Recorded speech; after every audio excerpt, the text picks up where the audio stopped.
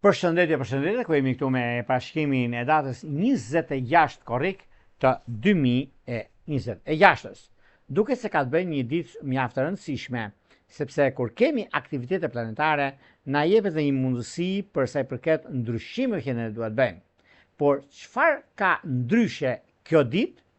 Atëherë data 26 korrik do të duket se Saturni që futet në retrograd të dash, një nga ngjarjet më serioze të muajit. Saturni në retrograd hap një periudhë rishikimi përgjegjësive, kufit e pjekurisë, disiplinën, vendimeve, veprimeve personale dhe strukturat që kemi ndërtuar.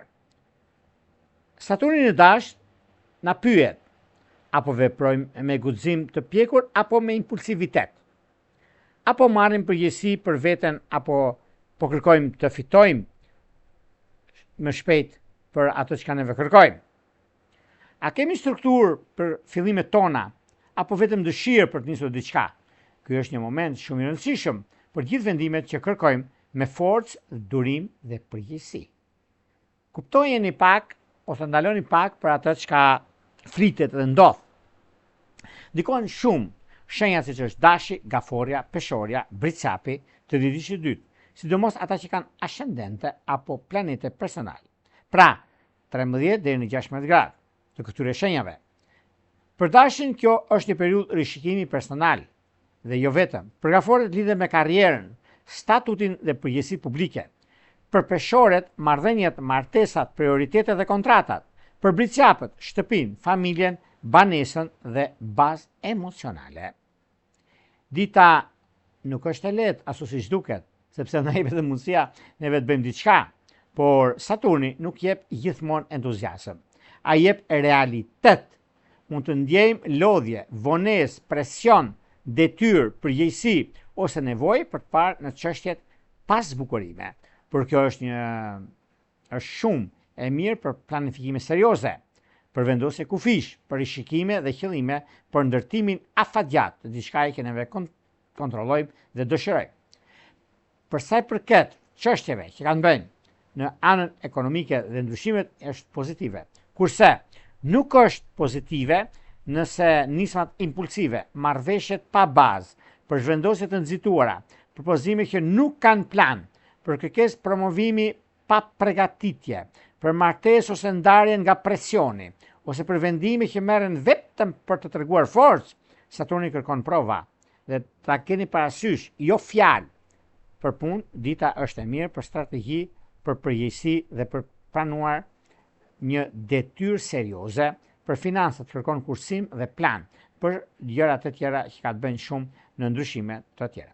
Me pak fjalë e përgjithshme, këshilla e ditës së datës 26 do thotë mos u trembni nga vonesa. Saturni nuk ndalon ato që ka bazë, ai ndalon vetëm ata që nuk është e ndërtuar mirë. Pra, nuk trembet malet nga dëbora. Kjo është fjala e duhur për kuptimin që neve kuptojmë pak a shumë çfarë ndodh. Besoj jam i qartë në atë që unë i them. Por para se të filloj për parashkimin e kësaj dite kaq të rëndësishme, unë ju kujtoj që për ju që doni një parashkim të detajuar mbi ndryshimet që bën, se do kemi kaq ndryshime këtë muaj ku e keni parë vetë nga fillimi i muajit deri tani çfarë ka ndodhur, do të shikoni gjëra të ndryshme. Atëherë astrologu.al, faqja roz.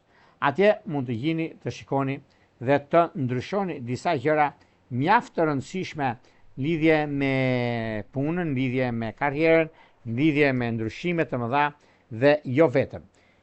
Ajo çka do të ndikojë, do të diktoj në lidhje me punën, në lidhje me vendimet që do të keni dhe çështjet të mëdha që do të shikoni të realizohen në anën tuaj. Por megjithatë, duket se është një periudhë mjaft pozitive, afatgjatë në të që doni të bëni, në lidhje me kuptimin e jetës dhe ndryshimit të madh që do të keni. Megjithatë, edhe pse kjo periudhë është mjaft e ndryshueshme dhe kohën që ka të bëjnë me mundësitë e arta që vinë, është një kohë shumë e përshtatshme mbi ndryshimet dhe takimet që do të bëni. Por gjithsesi, nëse juve doni një parashikim, atëherë keni atje, mund të dërgoni emailin tuaj dhe flasim në WhatsApp. Tani pa humbur kohë, fillojmë me shenjat me radhë. Fillojmë me shenjën e parë, që është shenja e dashit. Për sa përket shenjës së dashit, duket se kjo periudhë është një periudhë që kërkon vendimarrje, por vallë sa jeni të gatshëm juve për të parë se çfarë do të bëni në gjërat që kërkoni. Unë ju them që po, është mundësia, është koha dhe vazhdimësia e artë për të zhvilluar dhe ndryshuar shumë gjëra në jetën tuaj, në përditshmërinë tuaj. Në çështje shpirtërore, lidhje që kanë bëjnë me peshore dhe me luan është ideale. Shkojmë tek shenja e radhës, që do thotë shenja e demit. Dem të dashur, nëse keni probleme me punën tuaj, apo të tretët flasin keq për juve, punë e madhe, duhet të flasin keq. Jo mirë, sepse jeni më shumë, jeni më larg se ata. Kështu që mos u tregoni të dobët kur keni krijuar mundësit dhe djersën tuaj mos e shpërdoroni. Çështjet shpirtërore lidhje që kanë bënë me shigjetar është ideale. Vijojmë tek shenja e radhës, që do thotë shenja e binjakëve. Meqense binjakët tani në këtë periudhë kanë disa mundësi, janë mundësi të arta mbi ndryshimet, takimet, bisedimet, vendimet të rëndësishme që ata kanë, është një moment shumë i artë për zhvillimin dhe ndryshimin e madh që vjen. Por në fushën e karrierës, pak vëmendje do të bëni në bashkim firmash, sidomos me peshore dhe peshk, bëni kontrata të rëndësishme, se janë njerëz të rëndësishëm. Dashuria duket se me shigjetar të ditëshit parë ka diçka shumë të rëndësishme. Shkojmë tek shenja e radhës, që do thotë shenja e ndikimeve dhe e mundësive të arta, kanë bënë që është shenja e gafores. Çfarë ndodh me gaforet dhe ku gaforet bien dakord dhe ku përplasen? Përplasen, marrim të fundit, në problemet që ndodhin në çështjet e ditës, se kanë të drejtë madhe, kush ua di. Momenti që është tani, lidhjet afatgjat, koha, ndryshimet e punës suaj, rol drejtues, po, është e mundur të realizohet. Në çështjet që lidhen me anën, këtu pak vëmendje, me anën shpirtërore, do të thotë me bricap, do të thotë dhe me dashtë dhe diçit të tretë. Shkojmë tek shenja e radhës, do të thotë shenja e luanëve. Për luanët janë ndikues, rrezatues, mundësi, kohë dhe dashuri në punë, në karrierë dhe jo vetëm. Çështje shpirtërore, lidhje që kanë bëjnë me peshk të dhjetëdhjetit të parë, me ujor të dhjetëdhjetit të tretë, gafore të dhjetëdhjetit të dytë, kanë ndikime fantastike. Shkojmë tek shenja e radhës, do të thotë shenja e virgjëreshës. Meqense virgjëresha të duket se nga do që ta kapësh, nga do që ta shikosh, kanë diçka që mirë duket në një farë mënyre, por ana dhe pozicioni i planeteve flet ndryshe, sepse kjo periudhë është periudha juaj, është momenti juaj për zgjidhur çështje problematike. Në çështje shpirtërore, lidhje që kanë bëjnë me shigjetarët e dhjetëdhjetit të parë, me demt të dhjetëdhjetit të tretë, është perfektja. Shkojmë tek shenja e radhës, që do thotë shenja e peshores. Për peshorët duket se kanë disa mundësi mjaft të mira mbi stabilizimin, konkretizimin e lidhjes suaj. Por nëse të tjerët flasin, punë e madhe, atë punë kanë, duhet të flasin që ju të shikoni dhe të dëgjoheni me të drejtën tuaj. Dhe kjo është një moment fantastik dhe pozitiv. Çështje shpirtërore, lidhje që kanë bëjnë me dem dhe me ujor, është ideale. Vijojmë tek shenja e radhës, që do thotë shenja e akrepit. Akrepët kanë disa mundësi tani në këtë periudhë, ku gjërat janë mjaft ndikuese, mjaft rrezatuese për punën, për karrierën, për ndryshimet dhe mundësitë të arta që do të keni tani tutje. Por mos harroni, sepse akrepët me demin janë solidar dhe shkojnë në altar. Shkojmë tek shenja e radhës, që do thotë shenja e shigjetarëve. Për shigjetarët duket se kjo periudhë është periudha që vërtet ndikohet pozitivisht, vërtet keni mundësinë dhe kohën e duhur për të bërë zgjedhjet e duhur në ekonomi, në stabilizime, në ndryshime dhe mundësitë e arta që vijnë drejt ekonomisë dhe gjërave që pozicionimi i planetave që kanë të bëjnë me anën e pozicionimin e planetave në kohën e duhur dhe momentin që juve keni. Nuk e diskutoj që kjo është periudha, është momenti, është një nga anët më pozitive që juve mund të përçoni në lidhje me rezultatet dhe kohën e duhur sepse gjithmonë shqiptarët janë një hapara, vërtet shqiptarët kanë mundësinë dhe kohën e duhur për të bërë zgjedhjen e duhur në ekonomi. Në dashuri duket se me binjak dhe me peshk të djediqit të tretë është kohë ideale. Vijojmë tek shenja e radhës, do thotë shenja e bricapëve. Për sa përket bricapëve, bricapët duket se kanë bëjnë edhe në takime dhe në bisedime të rëndësishme ekonomike, financiare, por bricapët kanë një gëzim shumë të madh sepse guvernatori tyre e jep një mundësi se për gjithçka e keni parë e thash në fillim të emisionit se kërkon prova, nuk i mbushet mendja Saturnit nëse ti e lavdëron, i bën lajka, i bën gjëra që e kupton dhe vetë sepse çfarë do të bëj për sa përket nazet, atë gjërave që ka të bëjnë që duhet që kërkohet stabilizim dhe gjëra që ndikojnë në fushën e karrierës së tyre. Por në fushën e dashurisë duket se me gafore të djediqit të tretë ka diçka shumë të rëndësishme dhe tepër pozitive. Vijojmë tek shenja e radhës, që do thotë shenja e ujorëve.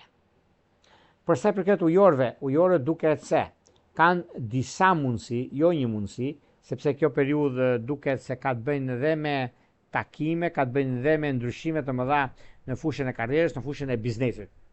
Fushën e biznesit nuk e diskutoj unë, nuk e vë ndryshim sepse është mundësia, koha dhe vazhdimësia ekonomike financiare. Në çështje shpirtërore, lidhjet që kanë të bëjnë me dëm të djediqit të parë, me ujor të djediqit të tretë, është diçka shumë e rëndësishme dhe tepër pozitive.